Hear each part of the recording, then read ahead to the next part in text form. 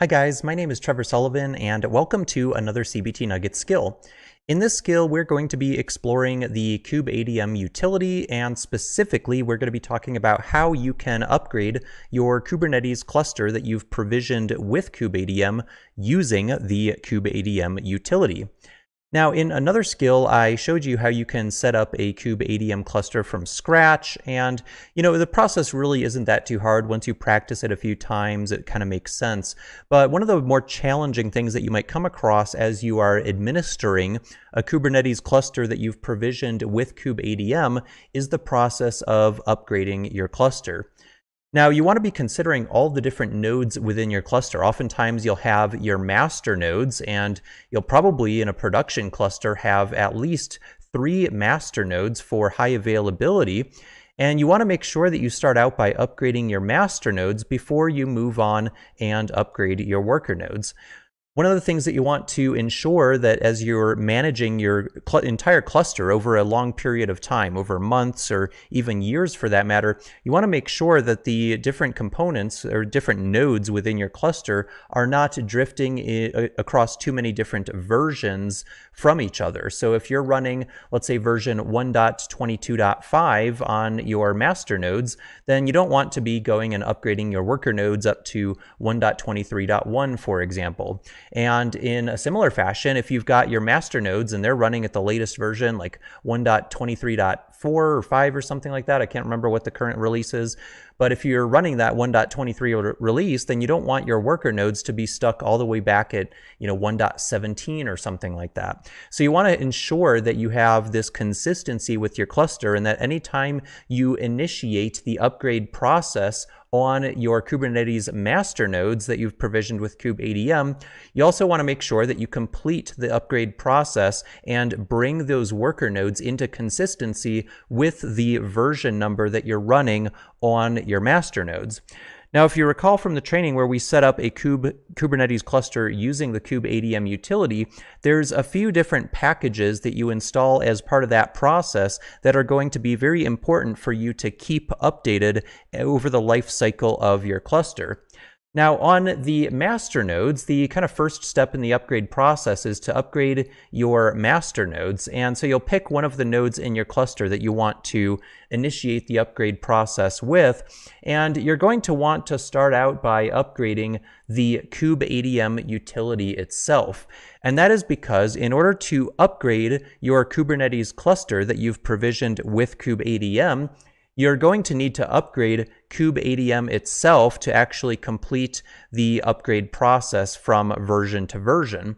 So if you're on, let's say, 1.22.5 and you're looking to upgrade to 1.22.7, then you're actually going to need to upgrade the Kubeadm package to the version that you're trying to upgrade to so that you can complete that upgrade process. Otherwise, you won't be able to upgrade your cluster to a newer version than the version of Kubeadm that you have installed.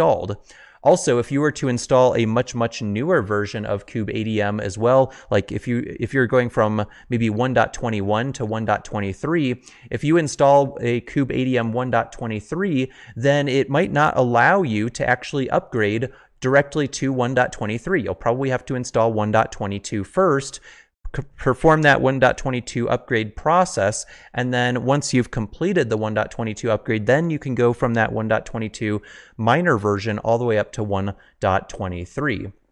So the Kubeadm utility is the first package that you're going to want to ensure is updated as part of your cluster upgrade process. Now, once the Kubeadm upgrade process has completed on your master node, you can then go ahead and upgrade the kubelet package as well.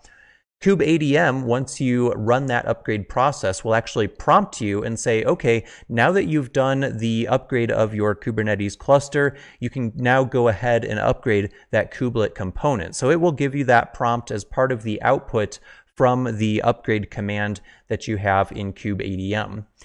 Once you've completed the Kubeadm and kubelet upgrade process, you can also upgrade your kubectl binary as well. Of course, kubectl is your client utility that you're typically using to interact with the Kubernetes API server component that allows you to manage the different resources on your cluster. It's what allows you to create deployments and pods and get logs from pods and containers and manage your namespaces in your cluster and all that fun stuff.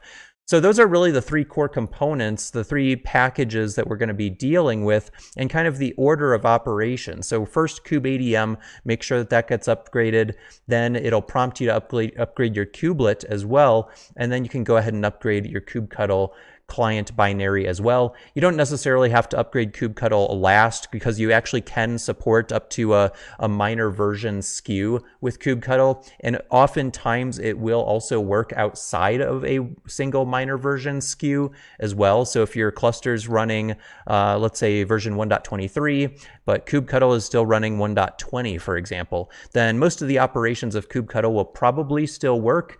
However, you do want to ensure that you're keeping that version of kubectl up to date with your cluster to ensure that any schema changes that have occurred in the API server are also being reflected on the client binary that you're using to manage those resources on the cluster.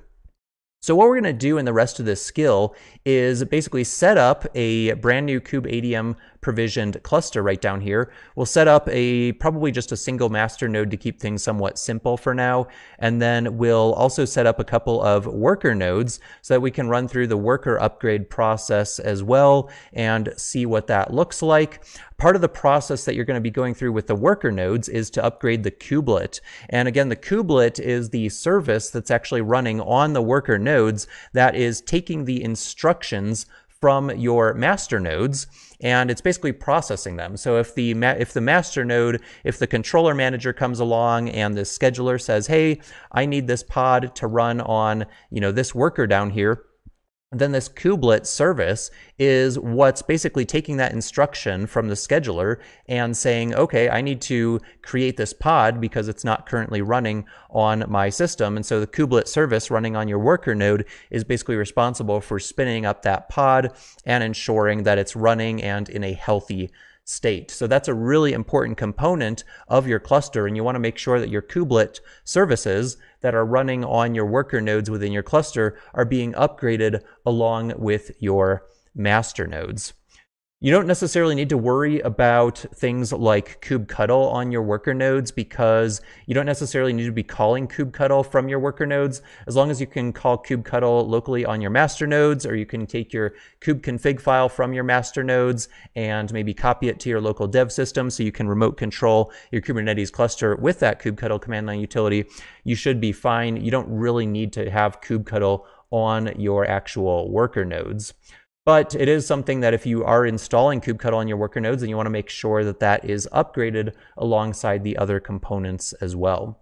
And of course, Kubeadm does need to be installed on the worker nodes anyway, because the Kubeadm utility is actually what you use to join those worker nodes to your Kubernetes cluster in the first place anyway. If you're using Kubeadm to provision your cluster, sure, you start out by using Kubeadm to provision your master node, but once you've got those master nodes up and running, you then go to those worker nodes, you install Kubeadm, and you then call the Kubeadm join command, and that joins your worker node up into the cluster. So you really are going to have kind of all three of these components on your worker nodes as well. It's just that the kubelet is really the primary component that you're going to need to worry about during the upgrade process as you are bringing your worker nodes in line with the version of Kubernetes that your master nodes are also running.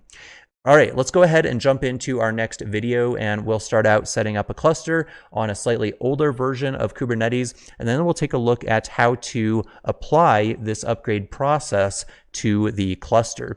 You can follow along in pretty much any cloud vendor that you want to, because we're essentially just going to be spinning up some Ubuntu Linux virtual machines.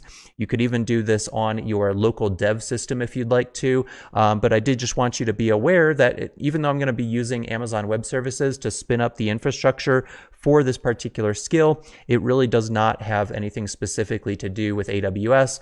everything that we're doing on the actual virtual machines themselves is going to be replicable in your cloud vendor of choice. I hope this has been informative for you, and I'd like to thank you for viewing.